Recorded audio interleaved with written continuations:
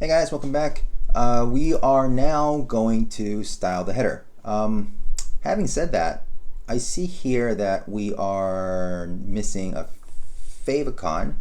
It's called favicon. I just found, not just, but I found out relatively recently, like a few months ago. I thought it was favicon my whole life.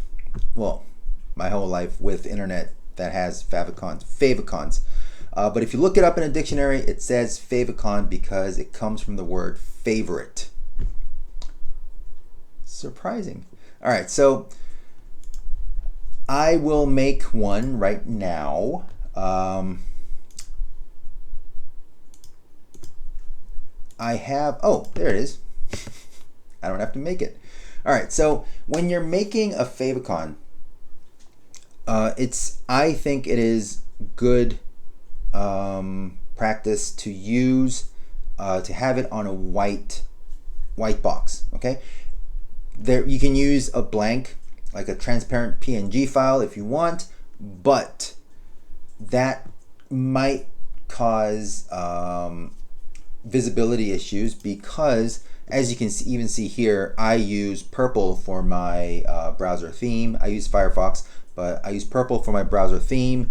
A lot of people might not, but still a lot of people do. And also when you're loading the pages from a phone, sometimes some phones have dark mode. My phone is always on dark mode. Everything, all my devices are on dark mode. So transparent favicons, not always the best idea. All right, so this actually doesn't have a white border around it, and I think it'll be better if it did. So I'm gonna add this. I'm gonna add a white border in it. I'll do it right now, and I'll pause it, and I'll come back in a second. Okay, so when you're making a favicon, I'm just gonna use XD because that's so easy to do. Now this is 512 by 512, and that's the size that WordPress wants it. That is the size that works for all icons. So app icons have the size of 512 by 512. So that is a size that, because if you want to save the website on your phone on the regular springboard, right? Like here as an app, if it sits next to an app, it has to be 512 pixels by 512. That's why that's the size that all the websites use it, and that's why this favicon has been exported as that. But let's just make it a little smaller. And I'll try to use, just to keep consistency, I'll try to use a similar thickness to that. So let's have a look.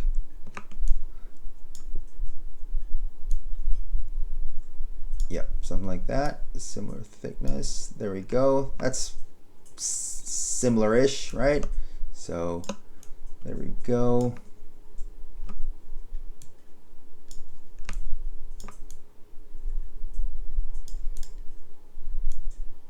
And voila.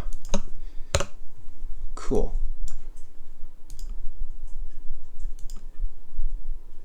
Yep.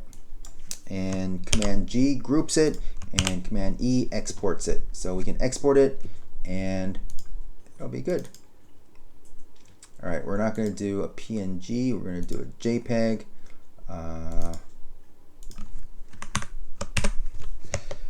Favicon. English. There we go.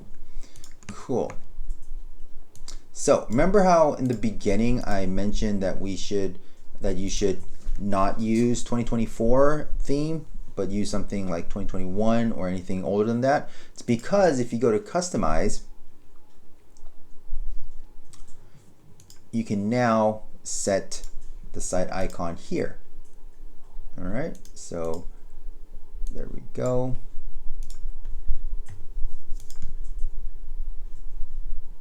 Cool, that's good. So you can see that it looks fine. As opposed to, think about if it didn't have the white border around it, all you would see is the lines inside it. So yeah. All right, we're not gonna add the tagline. That Not yet, I guess. Doesn't matter. All right, so I'll add that later.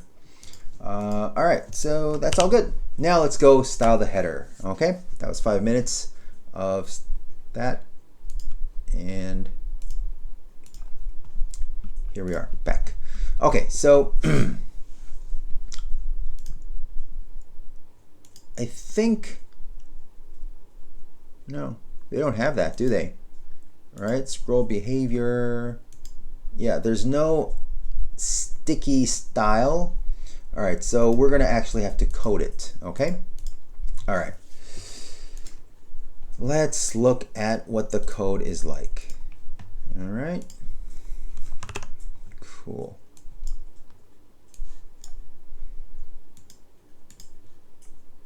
So, if you look at the classes that go in the header, all right, now this is before, so we're gonna double click that and copy all of that out. All right, and scroll, and you see that change there? It changed, you see that? So we're gonna see what changed. Okay, all right, what do we got? So we got the unique IDs, which is not important. Header builder, builder sticky, okay. Builder sticky scroll slide, and sticky style. So we get a new class, which is sticky styles. All right, so that means we can use, let's for example, let's use something that's generic enough that will work on every breakdance project. So something like, you can't see that. All right, there we go. Something like header builder, BD header builder will work. All right. Okay.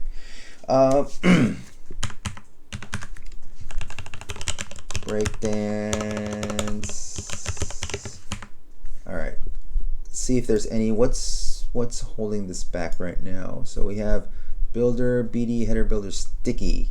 So it has some stuff there already. All right. Well, we're gonna have to add more then, right?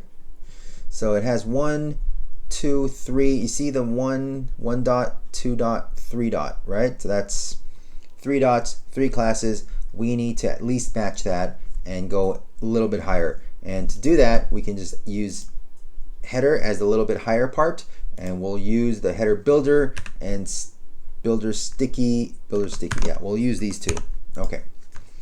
So we'll leave that out. We'll leave that as is. We don't need to worry about that at all. So we'll leave that, and we'll just start here. Okay. All right. Now remember how I said if there's no space here, then they are on the same level, which is what we have here. It's on the same level, right? As you can see, yep, same level. So we'll do that. And because these are actually the same level as the header element as well, we need that. Okay. Oh, sorry. We need the ampersand. There we go. All right. Now what we have here is the styles. We can override any of the styles here that goes in there. Okay. That's good. So regular header. All right. And then remember we had this guy that we needed to add. All right. So that goes here.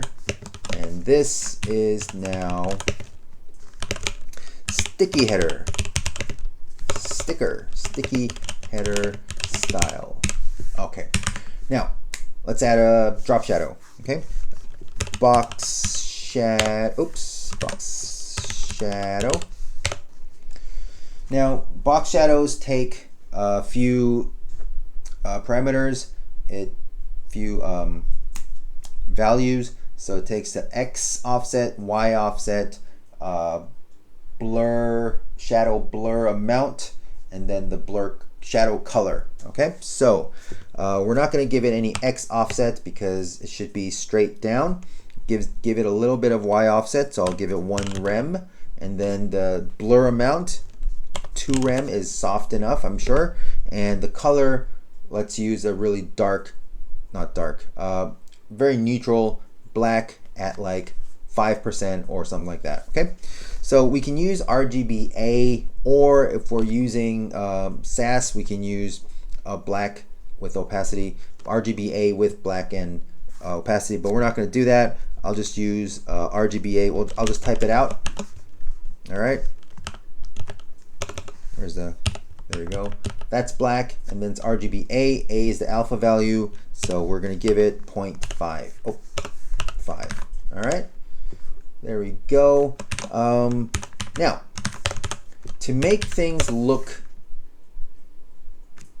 smoother, you can actually change things around just a little bit. All right, so if you actually add transition all 0.3 seconds, ease in out, okay. I would normally use my own extends or mix-ins, but this is a breakdance course with hopefully just very minimal CSS, so I'm just typing it all out, okay? So yeah, if you add this transition here, then we can actually make this shadow transition into that. So this shadow has nothing. There's a 0 opacity here, so it's not showing anything, but it's going to show once you start scrolling. Do we just want the color to fill in? We can actually make it blur out a little more, so it's sharp, it's not blurred, and when we scroll, it will blur. All right, and we're actually going to give it a 0 here as well. You don't need units for zeros. So if we give 0 for everything here, then it's actually going to be the header, and then the shadow will be exactly like properly aligned underneath it. But as you scroll up, it will come out vertically, and it will blur, and it will have a color. Now, it'll be very subtle, so you probably won't see much of a difference, but having just a little bit of subtlety there actually sort of makes the whole website feel smoother. Okay, so let's see if it actually, you can feel it. All right, there we go. It's all loaded, and yeah. Oh, that's nice and smooth. I'm gonna do this from now on. Oh, that is very nice. Yeah, okay. If you think 2 rem is a little too big, you can do 1, and you can do like 0.5 here. That might work as well. The shadow will be a little sharper if we do that, but that can also be another way of doing it. Let's see how that looks. Yeah, I don't mind anyway.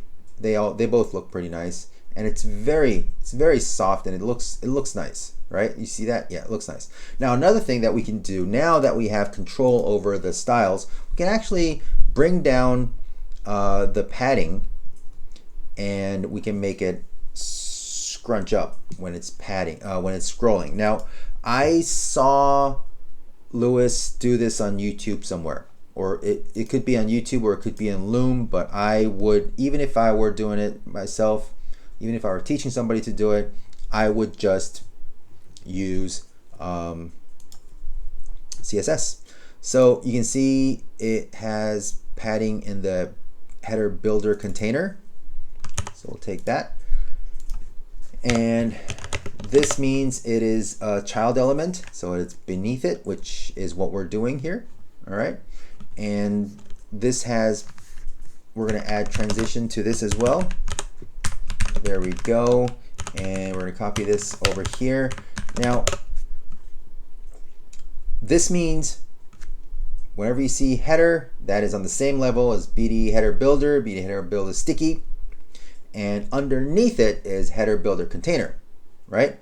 But if there's another CSS class here, I don't need to say CSS, there's another class here that says header builder sticky styles, and if that is on the same level and that appears in this element, and if you see the header builder container underneath it, then in that case the padding on top will be 0.3 rem, and the padding, which is 6 pixels, padding on the bottom will be 0.3 rem as well. Okay, why 0.3 rem? Because it's thin. I didn't even check the numbers here. So what's the numbers here? Padding is 20 and 20. So it's, yeah, 20 both sides. We'll use 0.3, and that should be good. All right, so let's see what happens now. So there's a header, right? And yeah, it's scrunching up. So we're saving on vertical space. I think headers should not be too deep because that uses up a lot of vertical space, not only on the phone, which has small screens, but on your desktop, which is usually landscape. So vertical space is very precious. So I think you should save on that. All right, so this is all good. It's all very good. The only thing that we might add is on hover, we can add an underline. But we can do that later. We can do that now. I don't know. We can do that later. Let's see if Breakdance has settings for that. Oh, I got a meeting in 5 minutes. All right, let's see if we have menu links. What's an effect? I wonder what an effect is. Stroke.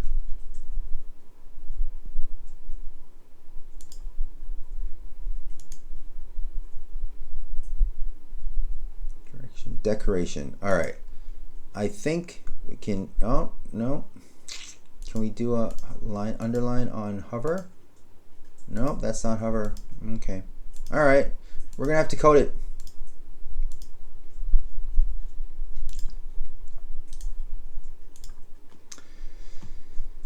So this is a menu link. That's a menu item, menu link. Yep, let's add that. Now, there's nothing that we need to beat in terms of specificity. We're not fighting for attention on anything here because it doesn't say, oh, it does say text decoration none. So we only need to beat two classes, right? Two classes, Breakdance menu and Breakdance menu link. We're gonna override that with this, with header. So let's go out of this. So that's all. Yep. Okay. So now we can add that Breakdance menu link. You know what? They had Breakdance menu, and it will be helpful if we write it so it's easier to understand. All right. There we go. And now on hover, we get text decoration underline. All right, cool. And yep, cool, looks good. All right, that's good. So let's move on to the footer and all that, and I'll see you in the next video. Bye.